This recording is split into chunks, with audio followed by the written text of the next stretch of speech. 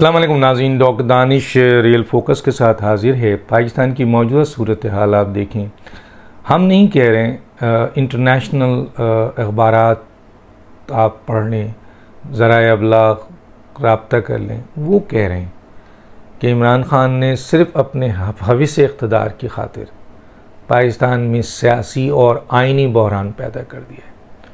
और एक ऐसा मुल्क जो ऑलरेडी इस वक्त मौशी तौर पर बहुत बुरी तरह मसाइल का शिकार है और जिसकी अपनी डिप्लोमेटिक रिलेशन इस वक्त बहुत ही तबाह हाल है, और वो मुल्क जो कि एक एटमी मुल्क है, उसका वज़ीर आज़म, उसका सदर, उसका स्पीकर, अहम तरीन ऑफिसेस जो हैं वो आइन तोड़ रहे हैं, आइनी बहरान ला रहे हैं, खाना जंगी के हालात पैदा कर रहे हैं, पाकिस्तान के आवाम को उभार रहे हैं, उकसा रहे हैं अमेरिका के ख़िलाफ़। क्यों? क्योंकि पाकिस्तान के अंदर एक पॉपुलर नारा है, एंटी अमेरिका नारा पॉपुलर कहलाया जाता है, जिसका फ़ायदा आज बहुत दिनों के बाद हम सुनते थे। जो DSF के लोग थे या जो आपके उस ब्लॉक के लोग थे, अक्सर नारे लगते थे, ख़ास तौर पे जो लेफ़्ट के लोग थे कि जी जो अमेरिका का यार है वो गद्दार है, गद्दार है। लेकिन वो आम लेवल पर लगता था, कारकुन लगाते थे, कभी लीडर को लगाते हुए नहीं देखा। कभी पार्लियामेंट में हमने इस तरह का नारा नहीं देखा कि पूरी हुकूमत ये नारा लगा रही हो कि जो अमेरिका का यार है, गद्दार है, गद्दार है। और एक सुपर पावर जिसके यहाँ तो आपकी मईशत और आपका डिफेंस गिरवी है, आप उसको धमकी दे रहे हैं, आप उस पर इल्ज़ाम लगा रहे हैं, महज इसलिए कि इमरान ख़ान के पास अब कोई रास्ता नहीं है। इमरान ख़ान ने अदम एतमाद से बचने की पूरी कोशिश की, 1 स्टेप उठाया, 2 स्टेप उठाया, 3, हर जगह उनको नाकामी हुई। आखिरी में उन्होंने एक ऐसा ख़तरनाक गेम खेला और आइन तोड़कर अपने आप को अभी भी बरजमात रखा हुआ है। पाकिस्तान की कौम को तकसीम कर दिया है, पाकिस्तान को डिप्लोमेटिकली इस वक्त आइसोलेशन का शिकार कर दिया। IMF ने ऐलान कर दिया कि जी हम आपको अब कर्ज़ नहीं देंगे, नई हुकूमत आएगी तो उसके लिहाज से बात होगी, उनसे बात होगी। आपका IMF FATF पे आपकी गर्दन लटकी हुई है। कोई युगेंडा है अमेरिका जो वज़ीर आज़म लेवल पर आप जलसा करते हैं और उसके ख़िलाफ़ लोगों को उभार रहे हैं, हालांकि वो बार बार उसकी तरदीद कर रहे हैं कि जी इस मरासले में इस किस्म की बातों से हमारा कोई ताल्लुक़ नहीं है। एक नहीं दो, लेकिन आप अपने जो एक तरफ आपने अमेरिका को ब्लेम कर रहे हैं, दूसरी तरफ आप अपने सियासी लीडरों को, मेंबर ऑफ पार्लियामेंट को गद्दार कहलवा रहे हैं। और अब तो ये बात भी सामने आ गई है कि इस ख़त में रद्दोबदल किया गया है, इस ख़त को बदला गया है, इस ख़त को बदल कर अपने मफाद के लिए आपने इस्तेमाल किया। एक बहुत प्री प्लान शैतानी जहन के साथ आप आए हैं, क्योंकि आपको पता था कि आप अवाम में किस बुनियाद पे जाएंगे, किस मुंह से जाएंगे। आपके पास कोई कारकर्दगी नहीं है पौने 4 साल में, आपके अपने लोग आपको भूल चुके हैं। मैं अभी इस पर प्रोग्राम करूँगा जो चौधरी सरवर साहब ने, जो आपके अपने लोग इल्ज़ाम लगा रहे हैं, आपके अपने अलीम खान आप पर करप्शन के इल्ज़ाम लगाएं। फराह खान के बारे में जो कहा जा रहा है, मैं बोलना नहीं चाहता, इसका जब सिरा जाएगा तो आपके घर तक जाएगा। तो सोचिए, अभी बहुत सी ऐसी चीज़ें हैं जो आनी बाकी हैं, जो सामने आएंगी। चुनांचे आपको ये पता है कि आप इन चीज़ों का मुकाबला नहीं कर सकते। आपने अदम एतमाद का मुकाबला क्यों नहीं किया? क्योंकि इस पाकिस्तान में एक तारीख़ रकम होने वाली थी कि पाकिस्तान में 4 जो है वो अदम एतमाद आई, 3 वज़ीर आज़म ने उन अदम एतमाद को नाकाम किया, और चौथे वज़ीर आज़म इमरान ख़ान है जिनके ख़िलाफ़ भारी वोटों के साथ, 200 वोटों के साथ उनको वज़ीर आज़म हाउस से निकाल दिया गया। ये बड़ी ज़िल्लत आमेज़ शिकस्त थी। इस शिकस्त से बचने के लिए आपने आइन तोड़ा, आपने दूसरे ऑफिसेस को भी इस्तेमाल किया, स्पीकर के ऑफिसेस को भी इस्तेमाल किया, आपने सदर के ऑफिस को भी इस्तेमाल किया, आपने लॉ मिनिस्ट्री को भी इस्तेमाल किया। फ़रोग नसीम तो कभी नहीं करते, इसलिए आपने एक ऐसे शख्स को बैठाया जिसकी सियासी हैसियत कुछ नहीं है, जिसका कोई मुकाम नहीं है, जिसकी कोई इज्जत नहीं है। आपने उसको बैठा के उससे लिया, और फिर इंटीरियर मिनिस्टर भी ऐसा आदमी को बैठाया जिसका कोई सियासी मुकाम नहीं है। आपकी तरह पाकिस्तान में आप समझते हैं कि आपके साथ लोग हैं, आपकी भूल है। आप ये जो anti Pakistan, anti America slogan उभार कर ये लोगों में तासुर देना चाह रहे हैं कि आप बहुत बहादुर हैं और आप जो है आपने आज पाकिस्तान को जिन मराहिल का शिकार कर दिया है, जिस बहरान का शिकार कर दिया है, आज पूरी कौम जो है वो तज़ब्ज़ुब का शिकार है, खाने जंगी के हालात पैदा कर दिए हैं। आपके पास यही सरकारी तौर पर 30-40 हज़ार आप ला सकते हैं, यही पूरे पाकिस्तान में है, इससे ज़्यादा आपके पास नहीं है। अब आप जाए ना, उतरेंगे। बड़े आप कह रहे हैं कि जनाब आ जाएं, मैंने मजबूर हैं आप, इसके अलावा आपके पास कौन सा ऑप्शन है?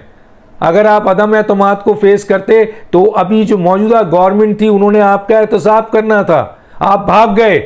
आपने कहा कि इससे भागना चाहिए, कोशिश की आपने इमरजेंसी लगाने की। ये सब मुल्क के खिलाफ आपका एजेंडा है, ये कौम के खिलाफ एजेंडा है, इस पाकिस्तान के खिलाफ एजेंडा है। आपने सोचा इमरजेंसी लगे, फौज जो है वो टेक ओवर करे, मार्शल लॉ लगे, ताकि मैं सियासी शहीद हो जाऊं, लोगों को ये लेके जाऊं, क्योंकि मेरे पास तो कोई कारकर्दगी नहीं है, मेरे तो अपने लोग छोड़ के भाग गए, मेरी तो अपनी करप्शन अब सरेआम बाजारों में, गलियों में डिस्कस हो रही है।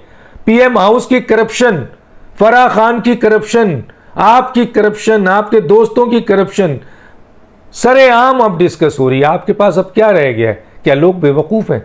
तो आपने ये नया खेल खेला और आइन तोड़ा, लेकिन आपको इसका अंदाज़ा नहीं है, ये बहुत ख़तरनाक खेल है। आप आइन तोड़ चुके हैं, स्पीकर आइन तोड़ चुका है, लॉ मिनिस्टर आइन तोड़ चुका है, आपके सदर आइन तोड़ चुका है, और इसकी सज़ा फांसी भी है। याद रखिए, आप अगर ये समझ रहे हैं कि आप ना खेलेंगे ना किसी को खेलने देंगे, ये आप वो रास्ता पे जा रहे हैं जो भी आपको ले जा रहा है, और आप जा रहे हैं जो बहुत ख़तरनाक रास्ता है। यकीनन वक्ती तौर पर मुल्क को और कौम को बहुत तकलीफ़ होगी, बहुत मुश्किलात होगा, लेकिन याद रखें ये इसका मुस्तकबिल उम्र कैद है या फांसी है आपके लिए। ऑलरेडी मैं बता रहा हूँ कि आइन का आर्टिकल, मैं नहीं कह रहा, आइन का आर्टिकल 6 ये कहता है, क्योंकि आपने आइन के आर्टिकल 5 की मुकम्मल खिलाफ वर्जी की है, आपने आइन तोड़ा है, तो आइन की सज़ा फांसी है, उम्र कैद है। दूसरी तरफ आप पाकिस्तान के खिलाफ जो ये साजिश कर रहे हैं, ये आगे चल के ये साजिश ही कहलाएगी कि डिप्लोमेटिकली पाकिस्तान को आप तनहा कर रहे हैं। पाकिस्तान की मईशत ऑलरेडी जो है वो तबाह है, और मज़ीद आप तबाह कर रहे हैं। तो ये सारी चीज़ें, उसके बाद लोगों को टकराव उभारना, सरकारी मीडिया का इस्तेमाल करके अब भी आप लोगों को, और ये जश्न क्या, 10,000 लोग आ गए और आप उनके साथ खड़े होकर जश्न मना लें, चीखें चिल्लाएं, तो ये ऐसे अंधे बहुत हैं इस मुल्क में, ऐसे अंधे हैं जो ये 10-5 हज़ार लोगों को आप बेवकूफ़ बना सकते हैं। लेकिन याद रखिए मेजॉरिटी आपको पहचान चुकी है, हाथ उठाकर बद्दुआ देते हैं लोग आपके जाने का, और ये आप आहिस्ता आहिस्ता आपके चेहरे से चीज़ें उतर रही हैं। गुलाम चौधरी सरवर, जहांगीर तरीन, आपके अलीम खान, कल यकीन मानिए ओन चौधरी भी आपके, और भी चंद लोग तैयार हैं जिन्होंने आपके चेहरे से निकाब, और ये अल्लाह की पकड़ है, ये आपके तकब्बुर की बुनियाद पर। मसलन आप अगर अमेरिका आपको कुछ कहे तो यहाँ डिप्लोमेटिक रिलेशन नहीं है, आपकी हुकूमत को गिराना चाहे बकौल आपके, जो कि ऐसा नहीं है, तो आप पूरे अमेरिका की ऐसी की तैसी कर दें, और यहाँ नहीं सोचें कि डिप्लोमेटिक क्या है। लेकिन नबी करीम सल्लल्लाहु अलैहि वसल्लम की ज़ात पर इतनी बड़ी गुस्ताखाना अमल हुआ, आपने उस सफ़ीर को नहीं निकाला कि ये डिप्लोमेटिक रिलेशन ख़राब हो जाएगा। तो ये खुदा की पकड़ है, ये रसूल अकरम सल्लल्लाहु अलैहि वसल्लम की पकड़ है आपके लिए कि आपको इस मुकाम पे पहुंचाकर जिल्लत दी जा रही है। पार्लियामेंट से भागे आप, आइन से भागे, अदम एतमाद से भागे, अब आप दबाव डाल रहे हैं अपने लोगों को, ये टुंडों को आप भेजते रहते हैं सुप्रीम कोर्ट, वहाँ वो खड़े होकर धमकियाँ देते रहते हैं। यकीन मानिए अगर सुप्रीम कोर्ट ने, उम्मीद है, अल्लाह से उम्मीद है कि सुप्रीम कोर्ट ने आइनी और कानूनी फैसला कर दिया तो आपका ठिकाना अडियाला जेल है, आपके ऊपर आइन तोड़ने का मुकदमा चलेगा। आप इस मुल्क में अब दोबारा आ सकते हैं, वज़ीर आज़म बन सकते हैं, आपका ख्याल है। आपको अवाम नीचे उतरेंगे, आपके लोगों को अवाम जूते मारेगी। आप टिकट तो दें जो आप कह रहे हैं, यकीन मानिए जब ये लोग जाएंगे, अभी तो मामलात यहां पे है ना, जब यहां पे जाएंगे, और आपको भी पता है, इसलिए आप एक ऐसा स्लोगन लेके आ रहे हैं कि लोग आपको एक्सेप्ट कर लें। आप चाहते हैं कि इस तरह की मैं धमकियां दूं तो मुझे कॉम्प्रोमाइज के लिए बैठाया जाए ताकि मैं सेफ पैसेज लूं, जो मांग भी रहे थे आप मुल्क के खिलाफ बाज़ाब्ता आपका एक एजेंडा है, उस एजेंडे के तहत आप जा रहे हैं। पूरी दुनिया आपके बारे में ज़राए अबलाग यही बात कर रहे हैं। तो गोया ये याद रखिए कि इस किस्म के अमल से, और अब वो कहाँ है ख़त आपका, अब तो ये बात आ गई है कि वो ख़त जाली है। जो ख़त असद मजीद ने मरासला भेजा, एक केबल आपका वो जो मरासला था वो जो भेजा, वो मरासले को आपने अपने मकासद के लिए इस्तेमाल किया। सुना है कि उसमें रद्द-बदल किया गया है, और अगर नहीं किया गया है तो उस खत को इन्वेस्टिगेशन कराइए, बैठाइए 4 आदमियों को, पता चल जाएगा। एक बहुत अहम ज़राए ये कहते हैं कि आपके कुछ लोग इसमें इन्वॉल्व हैं। कहाँ है वो असद मजीद? भाग गया। उसके करीबी ज़राए कहते हैं कि वो तो अब किसी से बात ही नहीं कर रहे हैं। हमने भी उनको कॉल किया, उससे पहले हमारी बात होती थी, मैसेजेस होते थे, लेकिन अब वो इस चीज़ का सवाल का जवाब देने को तैयार नहीं है कि क्या इस खत का कंटेंट जो वो दे रहे हैं वही आपने भेजा था। वो इसका जवाब दे दें आके। क्यों भागते हैं? लाएं उनको, कौम के सामने पेश करें, वो बताएं कि जनाब यही कंटेंट था, बताएं ना, जिम्मेदार तो बने, आए। लेकिन वो तो फरार हैं, वो तो भाग गए हैं, वो तो नजर नहीं आ रहे हैं। उनके करीबी ये कहते हैं कि वो भी अब जो है वो कांटेक्ट में नहीं आ रहे हैं। कुछ लोग ये कहते हैं कि उन पर बड़ा दबाव था। तो वो दबाव क्या है? आपने डाला है। वो कौन सा दबाव है जो आपने डाला है और इनसे ये इस किस्म की चीजें ली हैं?